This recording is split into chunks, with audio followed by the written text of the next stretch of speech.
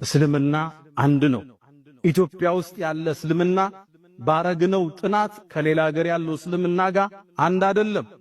ሱፊዩና ሰለፊዩ መሃል ያለው ልዩነት ቅርንጫፋዊ አሊያም ፍቅሃዊ አህካሞች ናቸው። መልካም እንግዲህ ያሲን ኑሩ በመስጊድ ውስጥ ሰብስቧቸው ሐባሾችና ዋብዮች ሱፊዎችና ዋብዮች ልዩነት እንደሌላቸው ከሌላው ዓለም ሙስሊም ጋር እንደሚለዩ የኢትዮጵያኖቹ ግን ልዩነት እንደሌላቸው ተናግሯል። ከባድ ቅጥፈት። የአንተ ሼሁል እስላም የምትለው ሙሐመድ ቢን አብዱል ወሃብ እንደዚህ ይላል። ገጽ 104 ላይ ኪታብ ተውሂድ ላይ ማለት ነው።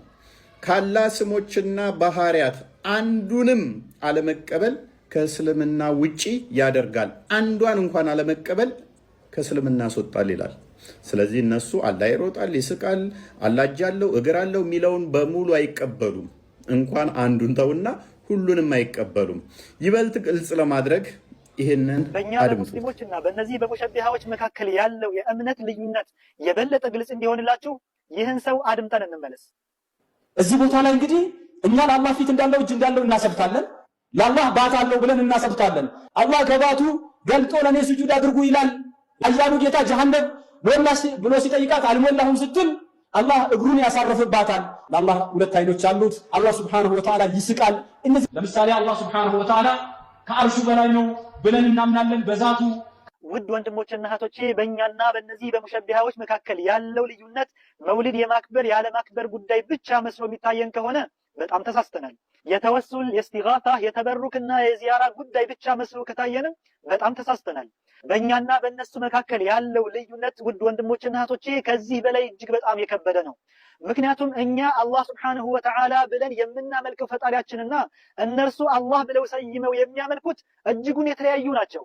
ለምሳሌ አንድ ጣዖት አምላኪ በእጁ የጠረበውንና የተለያዩ ክፍለ አካላት ያደረገለትን ጣዖት አላህ ብሎ በመሰየም ላኢላሃ ኢላላህ ቢል አላህ ሲል የፈለገበት ያን የጠረበውን ጣዖት በመሆኑ ሙስሊም አያሰኘውም። በተመሳሳይ እነዚህ ሙሸቢሃዎች አላህ ሲሉ የሚፈልጉበት ከተለያየ ክፍለ አካል የገጣጠሙትና ጭንቅላታቸው ላይ ያሰፈሩትን ምስል ስለሆነ ላኢላሃ ኢላላህ ስላሉ ሙስሊሞች አያደርጋቸውም። እንግዲህ እንደሰማችሁት ነው። ሐባሾቹ ዋብዮችን አላህ እንኳን ሊቀበሉት ይቅርና ተጀምሮ ያላለቀ ጣዖት እያሉ ነው የሚጠሩት። ጣዖት አምላክህን እያለ አይ የኔና የሱ አምላክ አንድ ነው ተመሳሳይ ነን እምነታችን እያልክ ራስን አሸውድ። ኡስታዝ ያሲን ኑሩ ተማሪዎችን እንደዚህ አደልሏቸው። ከእንደዚህ አይነት ተጀምሮ ካላለቀ ጣዖት ጌታ ነፃ ያውጣችሁ። አሁን ላይ ብለናል፣ በዚህ ጉዳይ እናወራበታለን። ብቅ በሉ። ክርስቲያኖችና አይሁዶች መንገድ ላይ ስታገኟቸው ሰላምታ አትጀምሩላቸው፣ እንደውም አስጨንቋቸው ወደ ጠባቡ መንገድ። ከዛ በኋላ ወደ እስልምና ልንጠራቸው መንገድ ላይ ሰላምታ ሳትጀምርለት ገፍትረኸው አልፈህ አስጨንቀኸው ከዛ ግን ፕሊስ ወደ አላህ ና ብለህ ሰው የመጀመሪያ ፕሮፋይል ፒክቸሩ እኮ ሰላምታ ነው፣ ፈገግታው ነው፣ ፊቱ ነው። እምነቱን የቀየረ ገደሉት።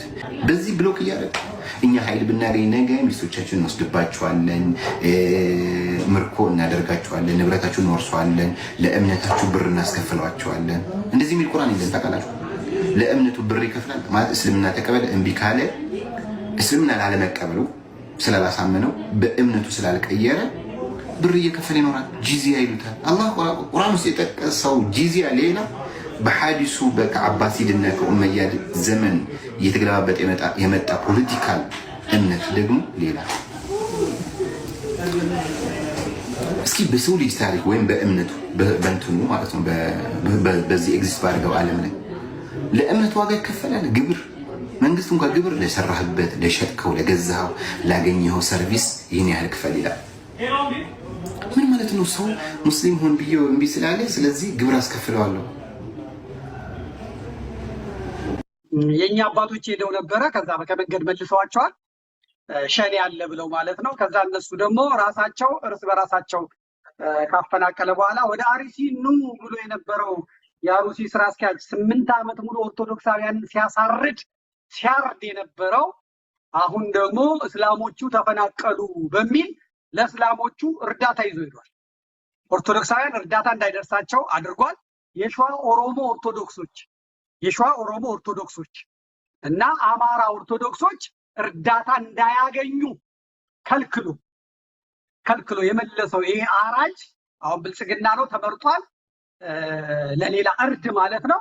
እሱ ግን አሁን እርዳታ ይዞ ሄዶ ወገኖቹን ኦሮሞ ነን የሚሉትን ወገኖቹን የአራጁን ወሃቢያ የኦሮሞ ወሃቢያ እስላሞቹን አይዟችሁ ከጎናችሁ ነን ብሎ ሲረዳ ታውታል። በመኪና ጭኖ ነው ሄደው አሩሲ አናሴሩ ገንደ ሃዶዲቲም የሚባል ያው በመኪና ጭኖ ፍራሽ አልቀረም ምን አልቀረም። ይሄ የኢትዮጵያ ሀብት ነው፣ የኦርቶዶክሳውያን ሀብት ነው፣ በሀገሪቱ ገንዘብ የመጣ ነው። ይሄ ሀብት ኦርቶዶክሳውያን ኦሮሞዎች፣ ኦርቶዶክሳውያን አማሮች ከተፈናቀሉ በኋላ ስራ አስኪያጁ አባቶቼ ወገኖቼ ጆሌ ኪያ እናንተ ተፈናቀላችሁ ብሎ የሚበላ ዱቄት፣ ዘይት፣ ማብሰያ ዕቃ ሳይቀር ነው የሚሰጣቸው፣ እንዳይበርዳቸው ብርድ ልብስ። ማንኛውም ኢትዮጵያ ውስጥ ያለ